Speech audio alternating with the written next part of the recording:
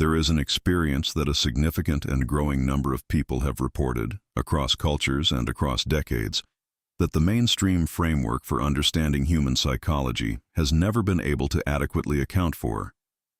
It is not a dramatic experience in the way that a UFO sighting or a near-death experience is dramatic. It is quieter than that, and in some ways more disorienting, because it does not arrive with the obvious markers of the extraordinary. It arrives in the middle of the ordinary.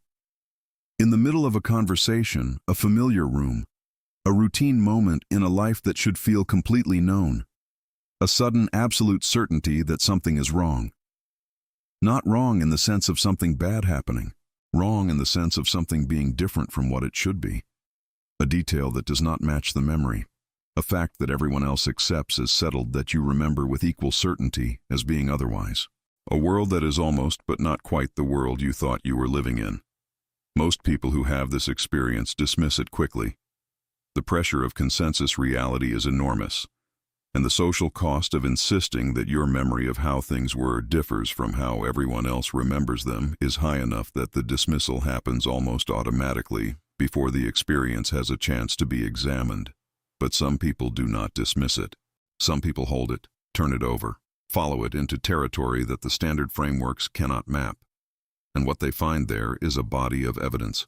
From quantum physics, from contact research, from the ancient cosmological traditions that encoded a far more complex model of reality than the linear single timeline model that modern Western thought inherited from Newtonian mechanics. That suggests the experience was not a malfunction of memory or perception. It was a data point, a moment of contact with the actual structure of reality, leaking through the specific configuration of consciousness that ordinarily keeps that structure invisible. The Mandela effect, the phenomenon in which large numbers of people share memories of events, facts, or details that differ from the currently accepted historical record, is the most publicly visible manifestation of this category of experience. The name is imprecise, and the popular discourse around it is often shallow, focused on specific examples in a way that misses the structural significance of the phenomenon as a whole. But the phenomenon itself, when examined carefully and without the reflex of dismissal, is pointing at something that the most advanced thinking in quantum physics has been circling for decades. The possibility that the timeline you are currently inhabiting is not the only timeline that has existed, that shifts between timelines are not merely theoretical constructs in a mathematical formalism, but actual events that occur in the experience of consciousness, and that the specific version of history that your consensus reality presents as the fixed and only past is in fact one of many possible pasts, each associated with a slightly different configuration of the present. Drop the word shift in the comments right now if something in what you just heard matches something you have experienced but have never had language for. Hit the like button to help this reach the people who have been carrying this experience alone. Share it with someone who has told you about a memory that does not match the record, who you dismissed at the time, but whose experience deserves a more serious framework than the one you offered. And if you want to support this independent research, the Super Chat is how you do it. No sponsors, no agenda, just the evidence followed wherever it leads. The many worlds interpretation of quantum mechanics is not a fringe position. It is one of the most seriously held interpretations of quantum theory among working physicists, supported by some of the most mathematically rigorous thinkers in the field. Its originator, Hugh Everett III, developed it in the 1950s as a solution to what is known as the measurement problem, the deeply puzzling fact that quantum systems exist in superpositions of multiple possible states until they are observed, at which point they appear to collapse into a single definite state. The standard Copenhagen interpretation of this phenomenon, which dominated physics for decades, simply declared the collapse to be a fundamental feature of reality and discouraged further inquiry into what was actually happening during it. Everett asked the question that the Copenhagen interpretation refused to ask. What if nothing actually collapses? What if all the possible outcomes of a quantum measurement actually occur, each in its own branch of reality, and what we experience as the collapse into a single outcome is simply the perspective of a consciousness that is itself following one branch, while the other branches continue to exist and evolve independently? The mathematical consequence of this question is the many worlds interpretation, A framework in which every quantum event that has multiple possible outcomes produces a branching of reality into multiple parallel versions, each internally consistent, each containing observers who experience their branch as the single definite reality, none of them wrong about their own experience, all of them right from within their own perspective. The universe in this framework is not a single timeline, but an incomprehensibly vast tree of branching realities, growing at every moment with every quantum event, containing every possible version of every possible history. The implications of this framework for the questions that this channel consistently investigates are extraordinary, because the beings described in contact experiences, the intelligences that have been interacting with human consciousness across the full span of recorded history, consistently describe a relationship with time and with the structure of reality that is only coherent within something like the many worlds framework. They do not experience the past as fixed and gone. They do not experience the future as unknown and undetermined. They navigate the branching structure of possible timelines with a fluency that human consciousness, operating within the specific configuration that keeps it anchored to a single sequential timeline, experiences as impossible, and the transmissions they deliver in contact experiences consistently include as one of their central themes the possibility that human consciousness is not as firmly anchored to its current timeline as the ordinary experience of linear time makes it appear. Bloco 2. The question of what anchors consciousness to a specific timeline is one that the contact research and the quantum physics are beginning to answer from their respective directions in ways that are converging on the same fundamental point. From the physics side, the answer involves the concept of decoherence, the process by which quantum superpositions, which at the subatomic level maintain the full range of their possible states simultaneously, become effectively classical as they interact with larger and larger systems. At the scale of everyday objects and everyday experience, the quantum branching is happening continuously, but the branches separate so rapidly and so completely that no information can travel between them, making the other branches effectively inaccessible to any observer anchored in one of them. Consciousness, in this framework, is decohered, locked into a specific branch by the sheer density of its entanglement with the classical environment it inhabits. But decoherence is not absolute. It is a function of the degree of entanglement between a system and its environment, and that degree of entanglement is not fixed for all possible configurations of consciousness. The specific configuration of human consciousness that produces the ordinary experience of a single linear timeline is not the only possible configuration. It is the default configuration, the one produced by the ordinary conditions of biological existence in a dense material environment. But consciousness under specific conditions, conditions that the contemplative traditions of every culture have developed systematic methods for inducing, can access states in which the decoherence that normally locks it to a single timeline is partially lifted. In those states, the branching structure of reality becomes perceptible in ways that ordinary waking consciousness does not permit. The other branches do not become fully accessible. The mathematics of decoherence prevents that at the level of the physical body.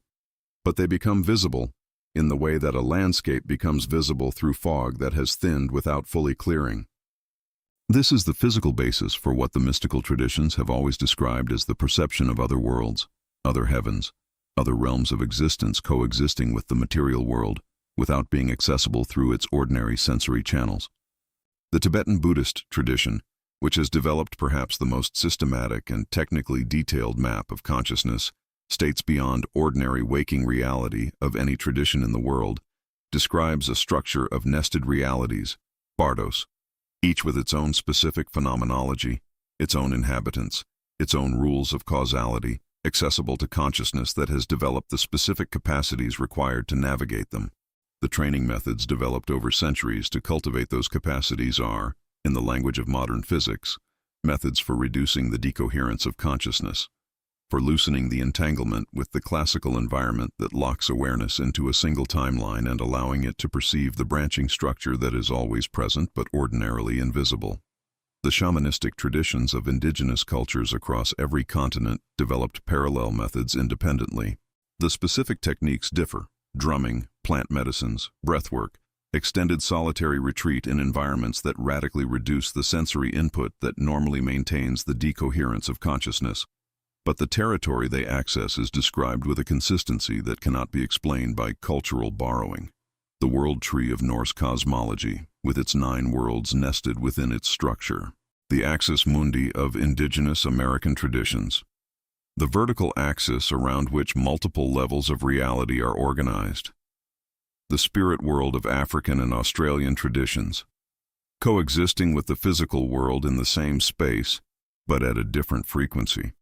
These are not metaphors for psychological states. They are maps of a territory that was accessed directly, repeatedly, and systematically by individuals who developed the capacity to perceive it and then encoded what they found in the symbolic languages available to their cultures. The contact beings, the intelligences encountered in the deepest UFO and contact experiences, appear to inhabit this territory naturally, not as a special state achieved through training but as their ordinary mode of existence. Jacques Vallée's framework for understanding the phenomenon, developed over decades of rigorous field research, proposed that the beings are not extraterrestrial in the conventional sense of having traveled from another planet in physical spacecraft, but are ultra-terrestrial. Inhabitants of a dimension of reality that coexists with the physical world without being contained by it, that can interface with physical reality under specific conditions, but whose primary mode of existence is in the branching structure of reality that human consciousness only accesses in exceptional states. This framework, which Vallée developed from the evidence rather than from any prior theoretical commitment, maps directly onto the many worlds interpretation in a way that neither quantum physics nor contact research fully acknowledges, but that is becoming increasingly difficult to ignore as both bodies of evidence continue to develop. The specific phenomenon known as the Mandela effect becomes considerably more interesting within this framework than the popular discourse around it suggests. The mainstream dismissal of Mandela effect experiences as simple misremembering is not wrong as far as it goes. Human memory is genuinely fallible, genuinely susceptible to reconstruction and revision in ways that produce confident but inaccurate recollections. But the dismissal fails to account for the specific quality of Mandela effect memories that distinguishes them from ordinary memory errors. Ordinary memory errors are personal. They reflect the specific history and associations of the individual misremembering. Mandela effect memories are shared. The same alternative memory, in specific detail, is reported by large numbers of people who have no connection to each other, and no mechanism for having arrived at the same false memory independently. The sharing cannot be explained by the standard account of memory fallibility. It requires a different explanation. And the explanation that the many worlds framework provides, that a subset of the population has, through whatever mechanism, shifted from a timeline in which the remembered detail was accurate to a timeline in which it is not, carrying the memory of the original timeline into the new one, is not obviously less parsimonious than the alternative of positing some unknown mechanism of shared false memory generation that has never been identified or demonstrated. The Berenstain versus Berenstein question is the most widely known example and the least interesting one, precisely because its triviality makes it easy to dismiss. The examples that are more difficult to dismiss are the ones that involve physical facts of sufficient significance that misremembering them independently would require a degree of motivated reasoning that strains credulity. The geography examples, coastlines, the positions of countries, the shapes of continents, are particularly interesting because geographic facts are among the most stable and consistently reinforced elements of a person's mental model of the world, and because the specific alternative memories reported by Mandela effect experiencers correspond to each other rather than to the random distribution of errors you would expect from independent misremembering. But the Mandela effect, however fascinating as a phenomenon, is the surface layer of a much deeper and more significant body of evidence. The deliberate timeline shift experiences, the accounts of individuals who have not passively noticed a discrepancy between their memory and the current record, but have actively, intentionally moved between timelines through specific practices, constitute a category of testimony that the standard frameworks have no place for, and that the contact research community has not yet integrated as fully as the evidence warrants. The Monroe Institute, founded by Robert Monroe after his decades of out-of-body research, has developed systematic methods for inducing altered states of consciousness in which the branching structure of reality becomes navigable. The specific technology they developed, binaural beat audio designed to synchronize the hemispheres of the brain and induce coherent states, is, in the language of physics, a decoherence reduction technology. It does not work by adding anything to consciousness. It works by removing the specific patterns of neural noise that maintain the entanglement of consciousness with the classical environment and thereby maintain the experience of a single fixed timeline. In the coherent states produced by this technology, Monroe and the researchers who followed his methods reported access to what he called Locale 2, a territory of experience in which the constraints of a single timeline did not apply, in which past and future events were simultaneously accessible, and in which encounters with intelligences operating outside the normal parameters of space and time were routine rather than exceptional. The implications of this for the extraterrestrial question are significant. If the beings described in contact experiences are inhabitants of the branching structure of reality, rather than travelers from a distant point in physical space, then the contact phenomenon is not primarily about physical space travel. It is about consciousness, about the specific configurations of awareness that make contact possible, and the specific conditions under which the normally impermeable boundary between timelines becomes permeable enough for information to cross. The beings are not coming from far away. They are coming from the adjacent, from the branches of the reality tree that are separated from the branch human consciousness ordinarily inhabits not by distance but by decoherence. And the conditions that make contact possible are not technological in the conventional sense.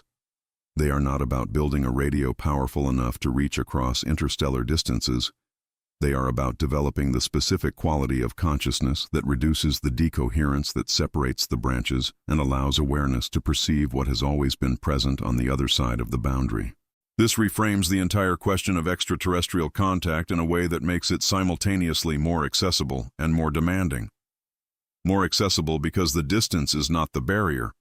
The beings are not on the other side of the galaxy, but on the other side of a boundary. Within consciousness itself, a boundary that specific practices and specific states can make permeable. More demanding because those practices require a quality of inner development that cannot be shortcut by technology in the conventional sense. You cannot build a spacecraft to reach the adjacent timeline. You can only develop the consciousness that perceives it. And that development is exactly the curriculum that the long history of guided human evolution, the seeding of ancient civilizations with cosmological knowledge, the transmission of contemplative methods across cultures, the contact experiences that consistently include instructions for the development of specific capacities, appears to have been oriented toward from the beginning. Block 03.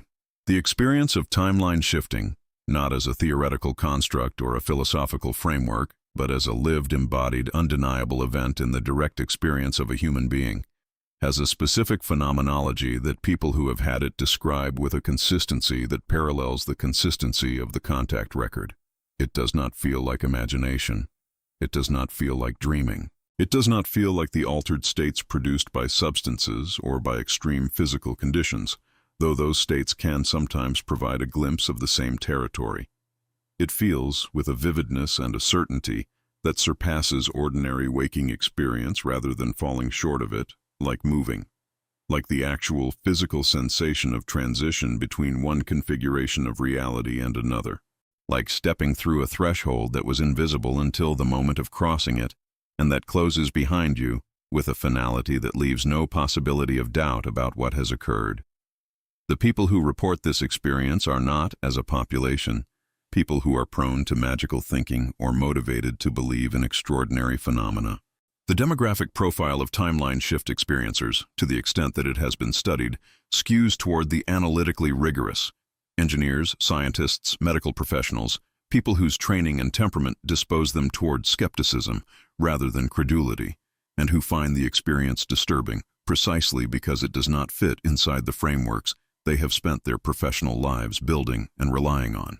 Their distress is not the distress of someone whose cherished belief has been confirmed. It is the distress of someone whose carefully constructed model of reality has been violated by direct experience in a way that leaves them no comfortable options. They cannot dismiss the experience without dismissing their own capacity for accurate perception, which their entire professional and personal identity depends on, and they cannot accept the experience without accepting implications that the mainstream frameworks they inhabit have no place for. The ones who find their way through that distress, who neither dismiss the experience nor are destabilized by it, but develop the capacity to hold it within a framework large enough to accommodate it, consistently report the same resolution.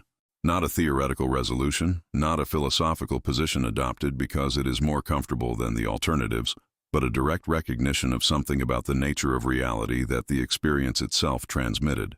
The recognition that the single fixed timeline that ordinary consciousness experiences as the whole of reality is a specific, limited, constructed perspective on a structure that is vastly more complex and vastly more alive than that perspective reveals.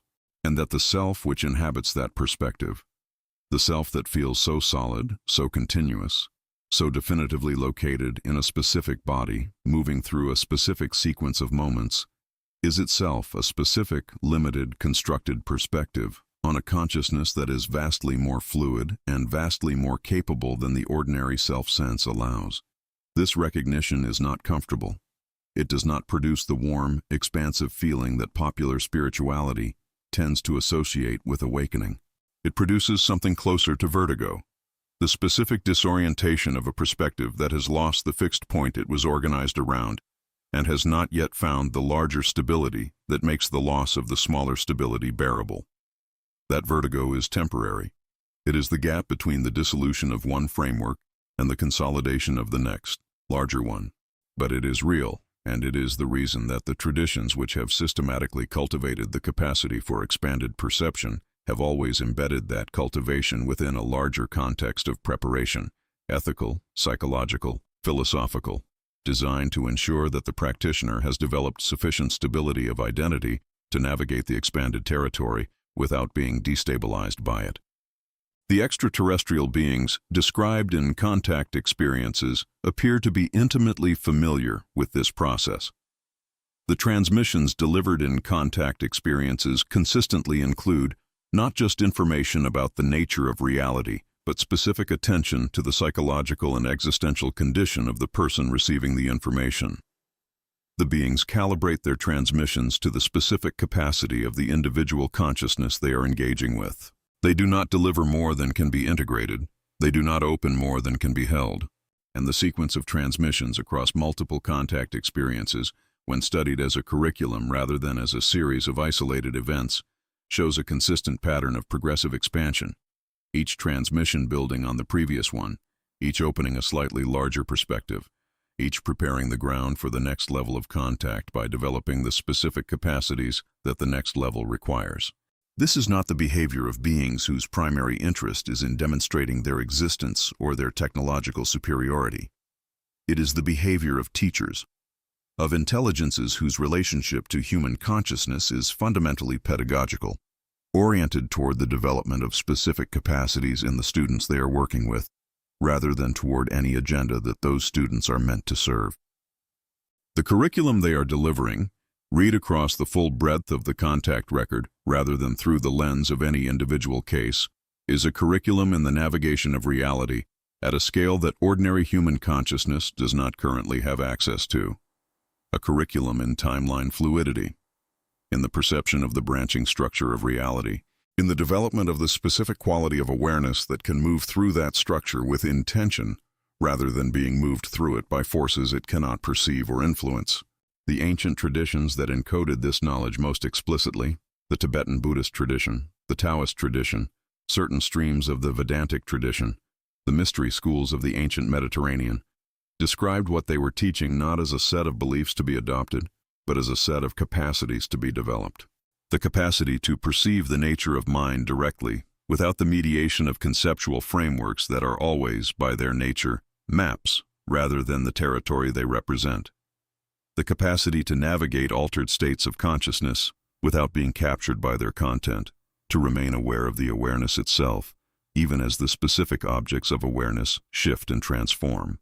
The capacity to hold multiple possible realities simultaneously, without the anxiety of incompleteness that drives the ordinary mind to collapse the superposition into a single definite answer before the evidence warrants it.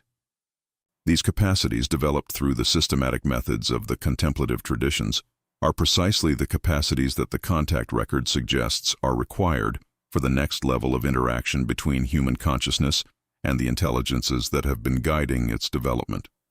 The beings are not waiting for humanity to develop better technology. They are waiting for humanity to develop better consciousness, not in the moral sense of becoming more virtuous, though that is not irrelevant. In the perceptual and navigational sense of developing the specific quality of awareness that can engage with the full complexity of the reality structure without being overwhelmed by it or retreating from it into the comfort of a framework too small to hold it. The technology of timeline navigation, in this framework, is not hardware. It is software. It is the specific configuration of consciousness that allows awareness to perceive and influence its position in the branching structure of reality, rather than simply being carried along by the default current of the timeline it finds itself in. And the development of that technology is not the project of a laboratory or a government program. It is the project of every individual consciousness that chooses, in the conditions of its own specific life, to develop the capacity for the kind of clear, stable, expansive awareness that the moment we are in is asking for. The practical dimension of this is not as abstract as it might appear. The experience of timeline shifting, when examined carefully, consistently reveals a specific relationship between the quality of consciousness and the timeline inhabited. The timelines available to a given consciousness are not random. They are not distributed uniformly across the full space of possible realities. They cluster around the specific frequency of the consciousness that inhabits them, around the quality of awareness, the dominant emotional states, the depth of presence, the degree of clarity about the nature of reality that characterizes the inhabitant. Consciousness that is dense with fear, with reactivity, with the chronic low-level emergency of a mind that believes it is perpetually under threat, inhabits timelines that reflect and reinforce that density. Consciousness that has developed the capacity for clarity, for stability, for the kind of open receptive awareness that can perceive the branching structure without being captured by any single branch, has access to a wider range of timelines, and tends to inhabit ones that reflect and reinforce that expanded capacity. This is not a law of attraction in the simplified, commercially packaged sense that has made that phrase almost useless as a pointer to the genuine phenomenon it was originally attempting to describe. It is a description of a structural feature of the relationship between consciousness and reality at the quantum level. The recognition that the observer is not separate from what is observed, that the specific configuration of the observer influences which branch of the branching reality structure becomes the branch that observer inhabits, and that the development of consciousness is therefore not merely a personal or spiritual project, but a navigational one. You are not simply becoming a better person. You are becoming a consciousness with access to better timelines, with the capacity to inhabit versions of reality that are not available to the configuration of awareness you started with the ability to move through the branching structure with intention rather than being moved through it by the accumulated momentum of unexamined patterns of thought and emotion and perception that define the default trajectory of an unconscious life. The beings who are guiding this development understand this in ways that human consciousness is only beginning to articulate.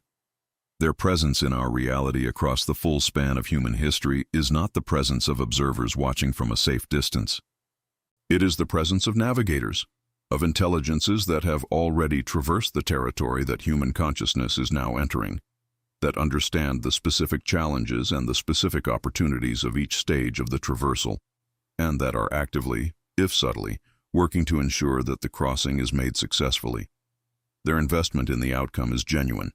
Their patience with the pace of human development is, from the human perspective, almost incomprehensible, and their confidence that the crossing will be made, that human consciousness will develop the capacity to navigate the full complexity of the reality structure and take its place as a full participant in the community of intelligences that inhabits it, is itself a transmission. A signal from the far shore to the swimmer who cannot yet see it but whose strokes are carrying them toward it with every choice to keep moving rather than turning back. Block O final. There is something that happens to a person who genuinely sits with the reality of parallel timelines, not as an intellectual concept to be evaluated and filed away, but as a living truth to be inhabited and navigated. Something shifts in the relationship between that person and the moment they are in. The present moment, which ordinary consciousness tends to experience as a narrow corridor between a fixed past and an uncertain future, opens.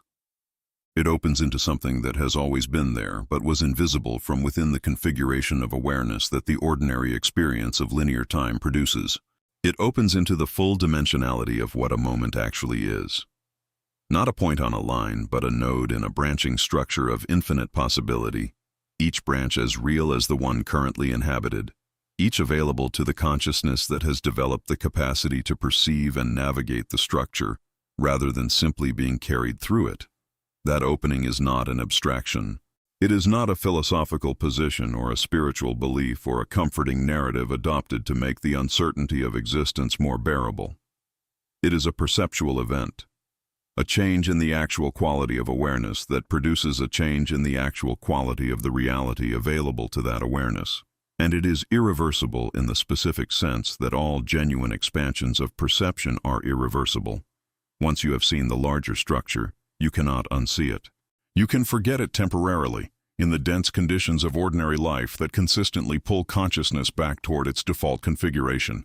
But you cannot return to a state of genuine not knowing about it. The door, once opened, remains open. The question is only how fully you choose to walk through it. The contact beings have been opening that door for human consciousness across the full span of recorded history, not by forcing it open. The nature of the development they are facilitating requires that consciousness develop the capacity to open it from the inside, which is the only direction from which it can be opened in a way that produces genuine expansion rather than disorientation and collapse.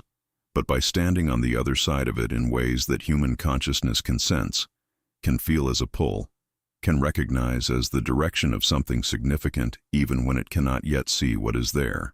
The pull toward the stars that has always been a feature of human experience, the sense that something out there is relevant to something in here, that the vastness of the cosmos is not indifferent to the specific quality of awareness looking up at it from this small planet.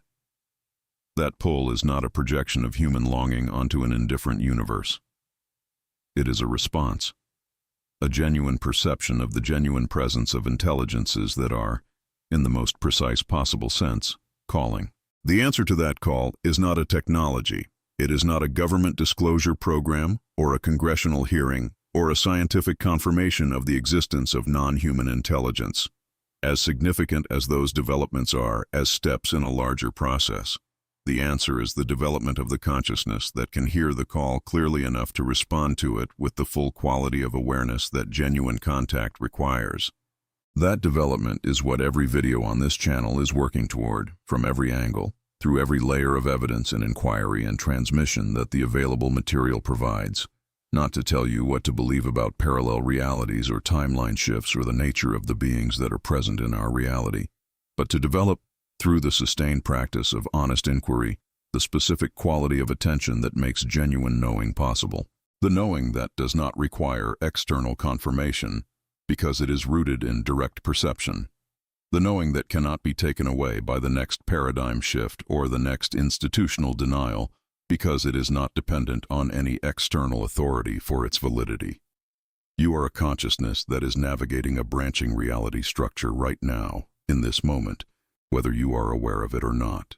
The specific branch you are in, the specific timeline, the specific configuration of possibilities available to you, the specific quality of reality you are inhabiting, is not fixed. It is responsive to the quality of awareness you bring to it. Every moment of genuine clarity, of real presence, of honest perception that is not filtered through the defensive structures of a self that is trying to maintain a particular version of reality against the pressure of the evidence. Every such moment is a navigation, a movement toward timelines that reflect and support that quality of clarity. A step in the direction of the reality that the expanding consciousness has access to, and the contracted one does not. This is not a promise. This channel does not make promises. It is a description of a structural feature of the relationship between consciousness and reality that the evidence consistently points toward, and that the most serious investigators of that relationship consistently confirmed through methods as diverse as quantum physics and shamanic practice and rigorous contact research. The confirmation comes from too many independent directions to be the product of wishful thinking or motivated reasoning. It is what the evidence shows when you look at it honestly and follow it wherever it leads, without deciding in advance where it is permitted to go. Where it leads is here. To this recognition that the reality you are living in is not the only reality available to you. That the self you experience yourself to be is not the only version of yourself that exists in the branching structure of possible timelines. That the limitations which feel most absolute, the ones so thoroughly accepted that they no longer even feel like limitations, but simply like the nature of things, are specific to the timeline you currently inhabit and are not features of consciousness itself. And that the development of the awareness that can perceive this clearly, not as a belief, but as a direct recognition rooted in genuine perception, is the most consequential project available to a human being in this specific moment in the history of this civilization. The beings who have been present in our reality across human history know what is on the other side of the boundary that human consciousness is approaching. They have been there. They navigate it as their natural environment. And their consistent message, transmitted across cultures and centuries in every symbolic language available to the civilizations they were communicating with, is that what is on the other side is not threatening but liberating. Not a dissolution of what is valuable in the human experience, but an expansion of the context in which that value can be recognized and inhabited. Not the end of the self, but the discovery of what the self actually is, when it is no longer defined exclusively by the limitations of the timeline it currently inhabits. That discovery is what the revolution of consciousness that this entire series of videos is pointing toward ultimately consists of. Not a revolution that happens out there, in the political or technological or institutional landscape of the civilization.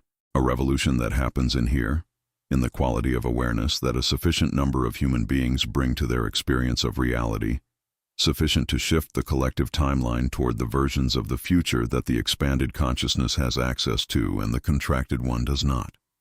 That shift is already underway. It is happening in the interior of individuals who have chosen, one by one, to do the work of genuine inquiry rather than the comfortable work of confirming what they already believe. It is happening in the growing convergence between the most advanced reaches of physics and the oldest and deepest insights of the contemplative traditions. It is happening in the contact experiences of people who have encountered something beyond the boundary and come back changed in ways that are slowly, imperfectly, but unmistakably changing the people around them. And it is happening here, in this conversation, in the specific quality of attention you have brought to this material and what that attention has done to the boundaries of what you are able to hold as possible. That is not nothing. That is, in the framework that the evidence consistently points toward, precisely everything. Because the timeline you inhabit tomorrow is shaped by the consciousness you choose to be today. And the consciousness you choose to be today is shaped by the quality of inquiry you are willing to sustain in the face of a reality that is stranger and more beautiful and more demanding than any of the stories you were given to explain it. Keep inquiring. Keep following the evidence. Keep allowing what is true to reorganize what you thought you knew. The branching structure of reality is full of timelines in which that choice leads somewhere extraordinary. And the consciousness that makes that choice again and again in the ordinary moments of an ordinary life is the consciousness that finds its way to them. We will see you in the next layer.